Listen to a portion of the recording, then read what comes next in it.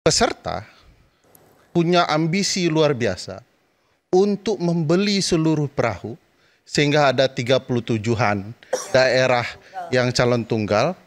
Apakah beli seluruh perahu itu murah? Itu mahal.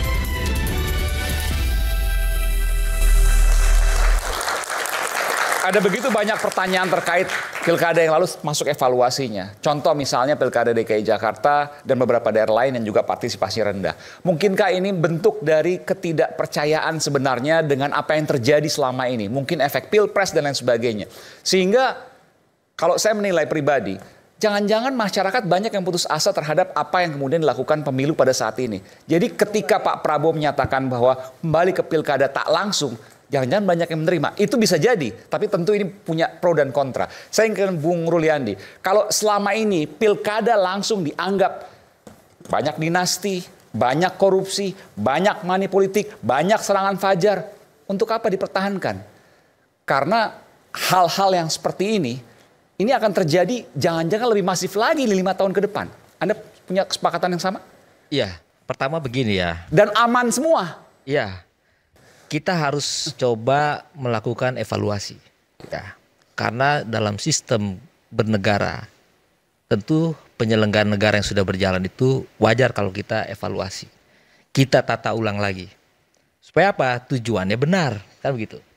Kalau demokrasi kita sudah pernah berbagai cara kita terapkan ya, dengan cara sentralisasi, ya, kemudian juga melibatkan DPRD. Kemudian juga mulai 2005 pemilihan langsung sampai dengan hari ini yang ternyata itu pada satu titik menjadi pertanyaan besarnya adalah apakah sesuatu yang tidak dilarang itu boleh apa enggak? Itu pertanyaan yang paling fundamental.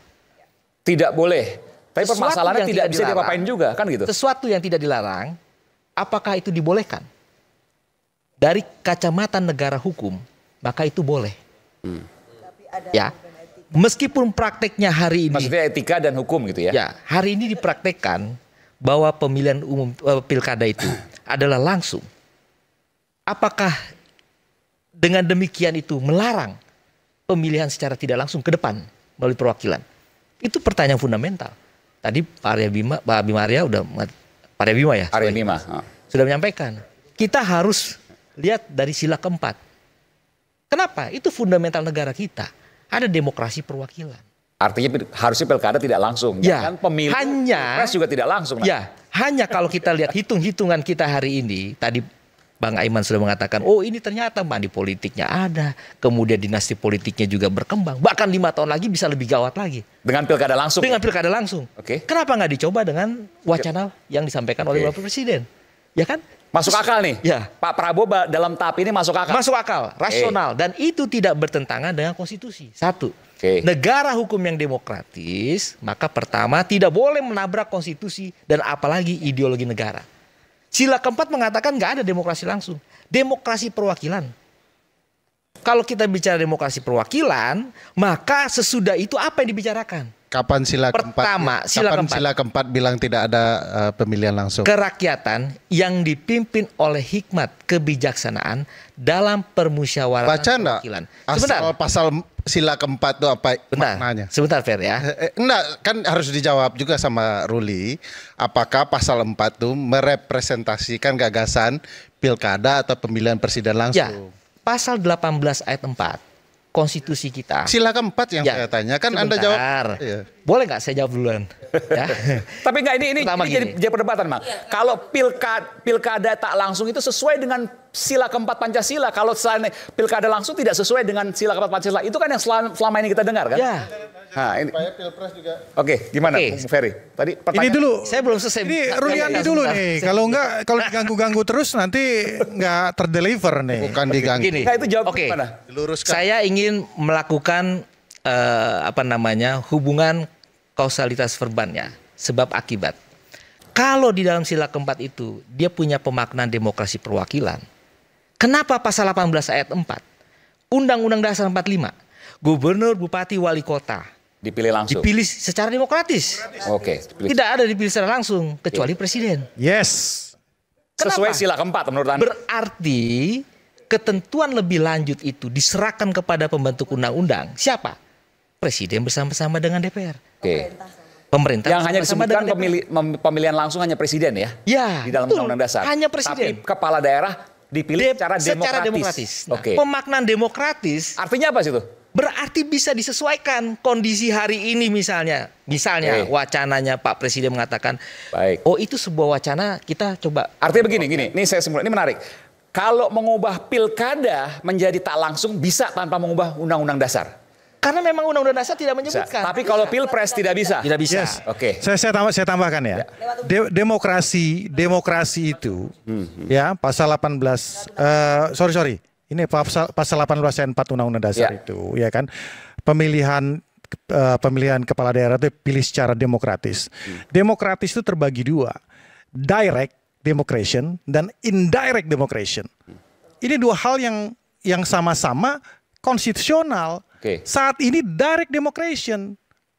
Dan untuk ini kita bisa menggunakan teknis indirect democration, yaitu dengan melalui DPRD. Perwakilan. Jadi clear demokrasi itu apa yang dikatakan oleh Pak Prabowo itu wacana beliau tersebut konstitusional.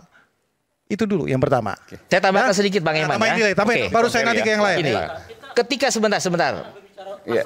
Enggak, ini supaya kita komprehensif sedikit ya. Tuh, semuanya Betul. semuanya kan berawal dari konstitusi dulu. Ya. Konstitusi Pakai. konstitusional apa tidak gitu loh. Pakai ini. Nggak, kita tidak mempersoalkan pernyataan itu konstitusional atau tidak. Tadi kan apakah pernyataan ini pada tingkat implementasi yang sekarang ini sudah jalan, itu oke. realistis atau tidak? Dijawab oleh Ruli, habis itu ke saya. Nanti saya akan Oke. jawab. Jadi begini Bang Iman ya, ketika kita mempersoalkan demokrasi perwakilan dan implementasinya pasal 18 ayat 4 itu, bahwa gubernur, bupati, wali kota dipilih secara demokratis, maka tujuan yang keduanya apa? Kalau mereka sudah duduk, maka welfare state. Kita negara kesejahteraan, keadilan sosial bagi seluruh rakyat Indonesia. Ini pemahaman saya. Ya. Berapa banyak uang yang dikeluarkan tadi? Bang Rey mengatakan 38 triliun, katakanlah 40 triliun. Kalau itu ditarik ke DPRD, lebih minim lagi biayanya. Pasti. Dan apa? Kemana uang itu dipakai? Secara rasional, Hilang. pasti pembangunan, pasti kesejahteraan. Maka sila kelima tercapai, itulah Apalagi welfare kalau state. presiden mengurangi jumlah kementerian. Lebih irit lagi kita dan lebih efisien lagi.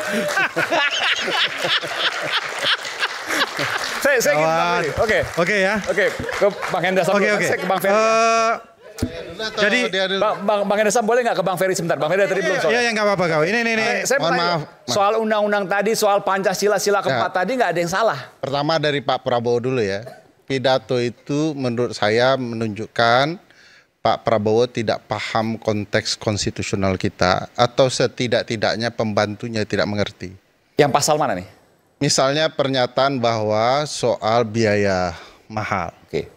Yang buat biaya mahal itu apakah pemilih sehingga pemilih yang dihukum supaya haknya ditarik begitu ya. Atau yang membuat biaya mahal itu adalah peserta dan penyelenggara. Coba disimak satu-satu. Peserta punya ambisi luar biasa untuk membeli seluruh perahu sehingga ada 37-an daerah yang calon tunggal. Apakah beli seluruh perahu itu murah? Itu mahal. Lalu kemudian karena mereka mengeluarkan ongkos mahar untuk bisa menjadi calon tunggal, yang dihukum rakyat. Cabut hak pilihnya. Adil enggak itu? Kedua, teman-teman itu berpikir money politik itu harus dilakukan, kecuali Mbak Lulu ya, saya kenal beliau gitu ya. Mereka berpikir begini, kalau lawan menggunakan money politik, kenapa kita tidak gunakan? Sehingga segala cara dilakukan. Sekali lagi ada tabiat berpolitik yang bermasalah, yang menimbulkan biaya tinggi. Lalu yang dihukum rakyat dengan hak pilihnya. Padahal mereka punya bargaining politik ya, satu-satunya setiap 5 tahun sekali. Dan itu kemudian dicabut. Tidak adil bagi saya. Kedua, Pak Prabowo menganalisa dengan bermasalah. Satu, bukan karena referensinya Pak Bahlil ya. Karena Pak Bahlil itu kan lulusan UI tempat Bang EG. Belum Belum lulus. di wisuda tapi sudah lulus begitu. Belum pasti. Belum pasti. PhD. Pasti Belum hampir pasti. doktor. Menunggu rektor baru. Nah, PhD pasti hampir doktor. Oke. Nah, bukan karena itu, tapi kemudian logikanya itu tidak tepat dalam segi ilmiah. Kenapa tidak tepat? Beliau mengatakan sebelum ingin pindah ke DPRD, bahwa harus dilakukan evaluasi terhadap pilkada kita yang berbiaya mahal dan lain-lain. Tapi kesimpulannya langsung dibuat. Kesimpulannya harus pindah ke DPRD. Padahal evaluasi belum dilakukan, belum maksimal. Secara ilmiah ini nggak benar. Ketiga, beliau mengutip negara-negara dengan konsep sistem pemerintahan yang bermasalah.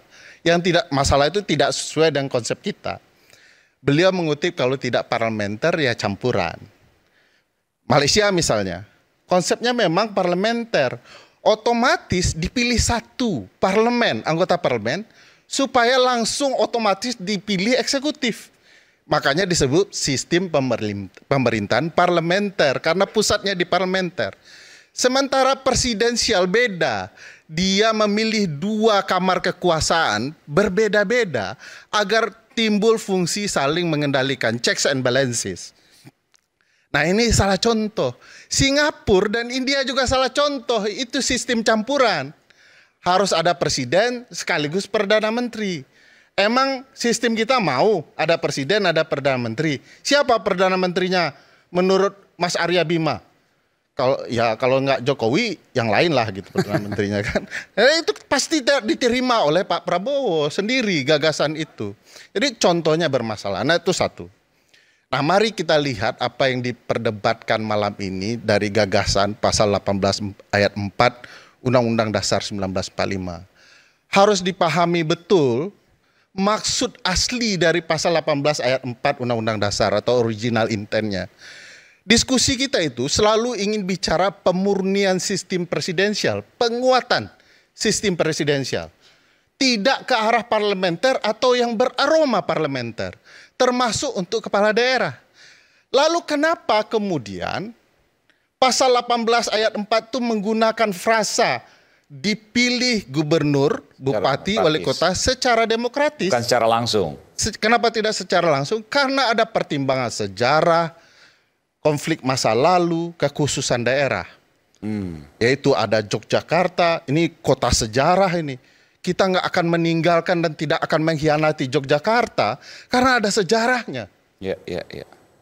Jadi pilihan tidak akan mungkin secara langsung dicantumkan. Secara langsung dicantumkan berarti Yogyakarta juga Jogja harus, bagaimana harus langsung kan? Papua, Aceh, DKI Jakarta, sekarang IKN, ya itu konsekuensinya. Makanya dipilih kata yang membangun demokrasi daerah yang asimetris. Tapi diskusi soal daerah-daerah lain itu bicara soal langsung semua itu. Karena mau diseimbangkan dengan konsep presidensial yang di pusat hingga daerah. Karena tidak mungkin berbeda. Kalau enggak dia harus dibuat undang-undang kekhususannya. Jadi tidak mau digeneralisir semuanya dengan menggunakan kata langsung karena ada aspek sejarah, masa lalu dan lain-lain gitu ya. Tapi Mahkamah Konstitusi, ini berbeda Mahkamah Konstitusi dengan Ruliandi ya. Mahkamah Konstitusi mengatakan pilkada adalah pemilu. Apa konsekuensinya? Digunakan azas pemilu. Berlaku pasal 22E Undang-Undang Dasar 1945. Azasnya langsung, umum, bebas, rahasia, jujur, adil, dilakukan 5 tahun sekali. Kenapa Pak Jokowi nggak bisa 3 periode, ini juga alasannya. Azas pemilu. Langsung. Karena pemilu kada di luar kekhususan tadi harus dilangsungkan secara langsung menurut Mahkamah Konstitusi. Jadi menurut saya kita harus paham sejarahnya, normanya, ketentuan pasal-pasalnya, kenapa kemudian dipilih. Nah ini perlu juga dipahami apa yang kemudian yang selalu ada di kepala teman-teman partai politik ini. Bukan teman-teman partai politik tidak mengetahui apa solusinya. Problematikanya selalu di demokrasi internal partai politik. proses kandidasi yang juga mahal, belum maju itu juga harus bayar begitu ya di partai-partai tertentu ya. Dan ini fakta dan kenyataan. Pak Prabowo juga mengakui itu. Nah, bagi saya solusi Pak Prabowo itu mungkin kepada Pak Prabowo yang paling sederhana adalah mungkin Pak Prabowo harus pelajari dulu konsepnya baru pidato. Ini terlalu banyak pidato, banyak kontroversi yang sebenarnya Pak Prabowo belum mendalami dan memahami apa yang terjadi. Kita harus lihat ya bahwa di dalam rumusan pilkada kita yang kemarin dilakukan 545 itu, yang bermasalah itu belum kita perbaiki. Tetapi kita malah mencari-cari masalah, sesuatu yang tidak masalah. Apa salahnya rakyat memilih? Gitu ya. Misalnya yang masalah kemarin itu pemilu presiden, pemilu legislatif, dan pilkada cocok nggak dilangsungkan 1 tahun yang sama? Capek enggak? Lelah enggak? Ini Mbak Lulu ini punya banyak pendukungnya juga. Tapi kelelahan semua. Karena waktu yang sempit dan segala macam. KPU kita capek enggak? Lelah enggak? Kita dengar enggak aksi-aksi maksimal dari KPU dan Bawaslu, Mas Arya Bima? Enggak pernah kita dengar. Banyak pelanggaran, Bawaslu diam saja. Kelelahan mungkin saja. Belum lagi kalau mau bicara biaya tinggi, Bang Aiman boleh cek nih valid gitu ya. Teman-teman penyelenggara itu menjelang dan menuju pilkada, rapat hampir tiap minggu di hotel-hotel, mendatangkan seluruh penyelenggara daerah ke Jakarta. Mahal nggak itu? Mubazir nggak itu? Mubazir. Kita ada sistem namanya Sirekap di Pilpres kemarin salah, diperbaiki. Sudah mulai baik itu. Tetapi tidak ditampilkan. Uang habis, tapi kemudian keterbukaan hilang. Jadi bagi saya yang rugi tidak efisien itu sudah diketahui. Cuman kan ini simpulannya belok di tengah jalan itu kayak kita bawa mobil di depan ada orang bawa motor gitu ya. Dia kasih sen ke kiri, beloknya ke kanan gitu ya.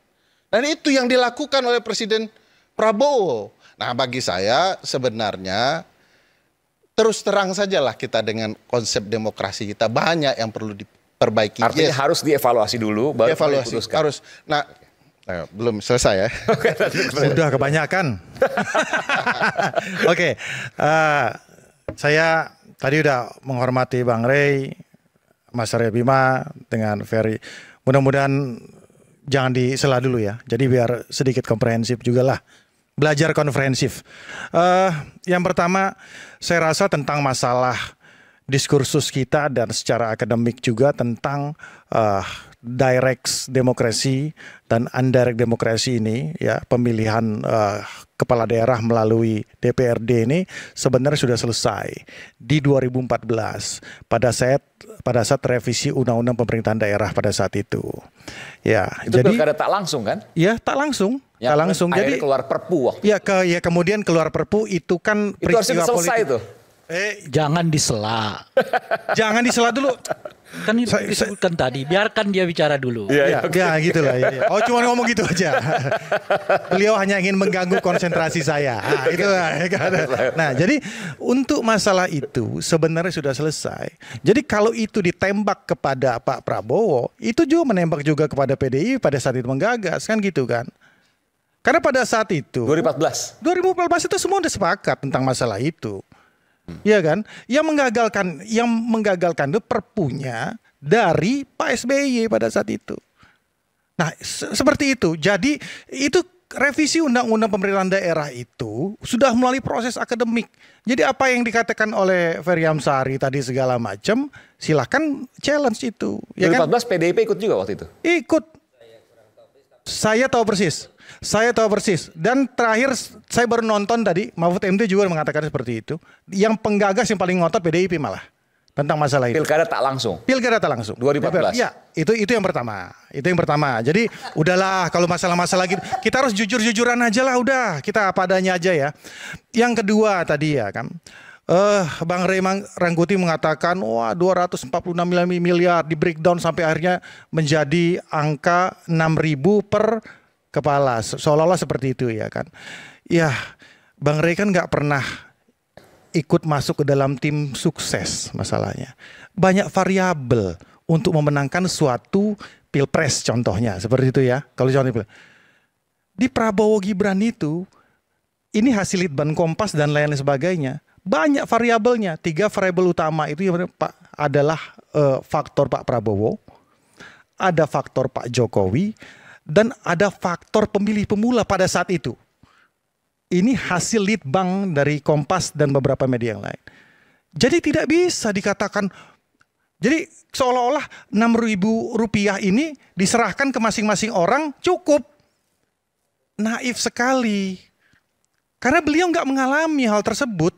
Kita yang di dalam, di situ ada tim IT, ya, yang tidak harus mengeluarkan kos yang besar.